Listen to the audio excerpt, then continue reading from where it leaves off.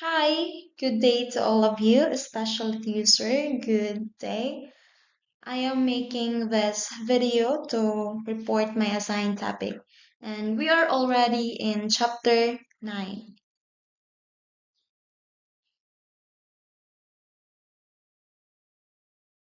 This chapter is entitled Laws, Policies, and Programs for Philippine Women. The Philippines has adopted both international and national measures to uphold women's rights and promote gender equality. The efforts are guided by a human rights based approach that ensures the protection, participation, and empowerment of women in all aspects of life. By the way, I am Rayame Abanyo and I will be going to report my assigned topic is to name the Philippine laws, policies, and programs implemented in the country to support Filipino women. But before that, I know this topic is so boring and not engaging, but it's actually about something deeply important, which is our rights, our safety, our freedom, our future as a young Filipinas. Understanding these laws and programs means knowing how to protect ourselves, support others, and be part of the change we want to see. And as a young Filipina, this matters to me because it shapes my future, protects my rights, and gives me the power to speak up, be respected, and reach my full potential without fear, limits, or discrimination. So let's start. Anyways, this information is from the book provided by Sir, and some of this is from online research. So let's start in laws that protect and empower women in international laws adopted by the Philippines. So first is the Universal Declaration of Human Rights, 1948. It affirms that all human beings are born free and equal in dignity and rights regardless of gender, race, or background. Next one is the Convention on the Elimination of All Forms of Discrimination Against Women, or CEDAW 1979. From the word elimination of all forms of discrimination against women. So, to protect and empower women.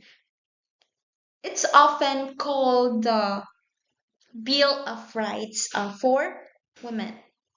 CEDAW urged countries to eliminate discriminations against women in all areas. The next one is the Beijing Platform for Action, or BPFA 1994, a global commitment that sets strategic goals to achieve gender equality and empower women, especially in health, education, and politics. The next one is the Millennium Development Goals, or MDGs 2000, a set of 8 global goals that included promoting gender equality and empowering women as a key objective. And the last one is the Sustainable Development Goals, or SDGs 2015. A continuation of MDGs, the Millennium Development Goals. The SDGs include Goal 5, which focuses entirely on achieving gender equality and empowering all women and girls. All these 5 laws, international laws adopted by the Philippines, is focusing in protecting women and empowerment sa gender equality. So let's proceed to laws that protect and empower women and national laws implemented in the Philippines only. So let's discuss first the 1987 Philippine Constitution. It declared the equality of women and men before the law after the martial law era. And also, it serves as the foundation for gender equality in all national policies and laws. The next one is the Republic Act number 7192, the Women in Development and Nation Building Act. It promotes women involvement in all aspects of national development. And also, it ensures that government programs and resources are inclusive of women. The next one is the Republic Act number 8353, Anti-Rape Law of 1997. From the word itself, it's anti-rape law. Refines rape as a crime against person, not just chastity. Expand the definition to include a wider range of sexual offenses. Anti, from the word anti-rape. It's protect women. Kasi may kasagaran ma-rape, diba, ang babae. So, it's protect. The next one is the Republic Act number 9710, the Magna Carta of Women. A comprehensive women's rights law that guarantees women's right to education, employment, health, and protection from violence and discrimination. And the fifth one is the Republic Act number 9262, the Anti-Violence Against Women and Their Children Act 2004. It actively used in cases of abuse, domestic violence, and protection orders. Victims can report to barangays and women's desk. So it's in short, it's VAUSI. So that's laws. VAUSI to protect women and children. Women. The next one is the Republic Act number 7877, the Anti-Sexual Harassment 1995. Continues to be applied in schools, offices, and training institutions.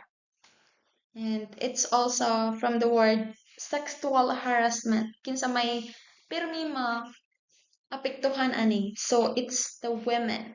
So it's protecting and empowering women. And that's laws that it's national laws that Philippines implemented.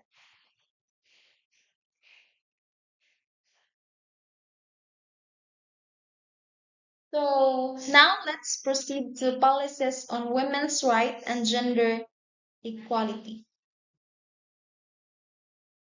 Let's discuss first the Executive Order number 348, the 1989, created the Philippine Development Plan for Women, or PDPW, for 1989 to 1992. Integrated women's concern into national development. The next one is the Philippine Plan for Gender Responsive Development, or PPGD, a long-term plan from 1995 to 2025 designated to integrate gender equality in all aspects of governance and development. The third one is the Gender and Development, or the GAD Plan of Action. It requires all government agencies to allocate at least 5% of their annual budget to gender responsive programs. And the fourth one is the Harmonized Gender and Development Guidelines 2010, issued by NEDA, the Philippine Commission on Women, or PCW, and the ODA God Network. It serves as a tool to mainstream gender in government and development programs. Women's Empowerment, Development, and Gender Equality, or Age Plan 2013 to 2016. It's a strategic action plan that promotes women's participation in economy, politics, and public life. All these policies promotes and empower and develop gender equality, especially in women. So now let's name the program supporting women in the Philippines. So first is the Philippine Commission on Women, or the PCW, formerly known as the National Commission on the Rule of Filipino Women, or the NCRFW, the lead agency in promoting gender equality and monitoring government compliance with gender laws and policies. Next is the Gender and Development, or GAD budget. It requires government offices to allocate funds for gender responsive activities and services. It's same like policies, the GOD plan of action. It's GOD budget.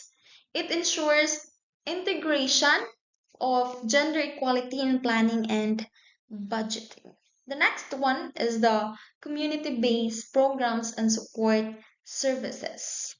Offers services like free livelihood, training, legal aid, counseling, and support desk for victims of violence.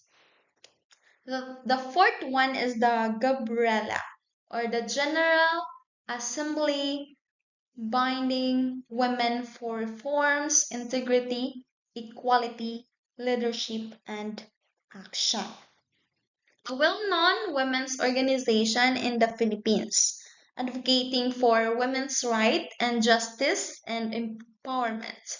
It provides legal aid, counseling, grassroots organizing, and campaigns against gender-based violence and inequality.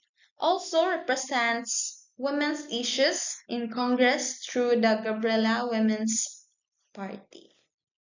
Its General Assembly binding women's for reforms, integrity, equality, leadership, and action. In short, it's Gabriela.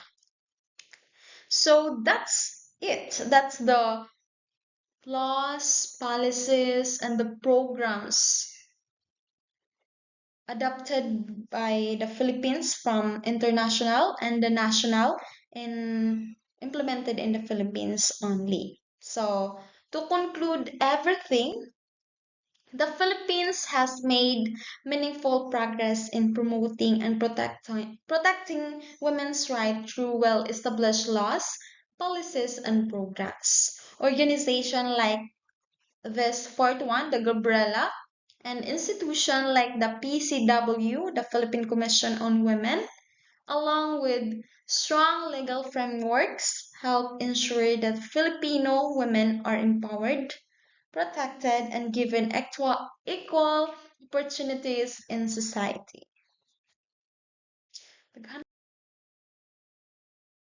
So that's all for my report, and don't worry, I'm just naming all the laws, the policies, and the programs for Philippine women. And my group mates, Dizel and Jonna, will give you the importance, the purpose or the aim of those laws, the policies, and the programs I mentioned earlier. So before I leave, I um, encourage everyone with this quote. These laws are not just history, they're power. Let's know them, use them, and protect them. And that's all. Thank you.